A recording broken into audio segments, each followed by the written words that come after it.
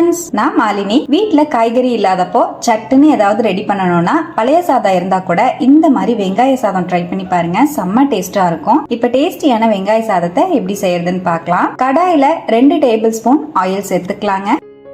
1 teaspoon கடுகு, 1 teaspoon உளுத்தம் பருப்பு சேர்த்துக்கலாம். கடுகு நல்லா வெடிச்ச உடனே 1 டேபிள் ஸ்பூன் வேர்க்கடலை ஆட் பண்ணிக்கலாங்க. 1 டேபிள் ஸ்பூன் கடலை பருப்பு சேர்த்துக்கலாம். வேர்க்கடலை கடலை பருப்பு எல்லாம் சேர்த்து செய்யும் போது சாப்பிடும் போது நல்ல கிரன்ச்சியா வாய்க்கு கடிபடும். செம்ம டேஸ்டா இருக்கும். நல்லா ஃப்ரை பண்ணி விட்டுட்டு இதோடவே 2 பெரிய வெங்காயத்தை அரிஞ்சிட்டு சேர்த்துக்கலாங்க.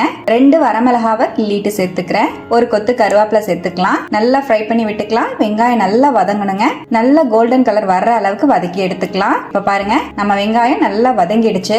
இந்த அளவுக்கு வெங்காயம் வதங்கினதுக்கு அப்புறம் இதோடவே 1 டீஸ்பூன் உப்பு சேர்த்துக்கலாங்க. 1 டீஸ்பூன் கொத்தமல்லி தூள் சேர்த்துக்கலாம்.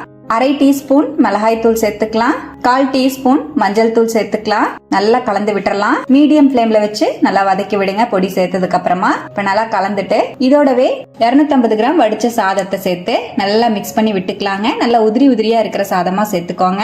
நல்லா சேர்த்து மிக்ஸ் பண்ணி விட்டுக்கிறேன். பழைய சாதமா இருந்தாலும் நல்லா உதிரி உதிரியா இருக்கிற சாதத்துல ட்ரை பண்ணி பாருங்க. செம்ம டேஸ்டா இருக்கும். இப்ப சாப்பாடையும் சேர்த்து நல்லா மிக்ஸ் பண்ணிட்டேங்க. ஃபுல்லா கலந்தாச்சு.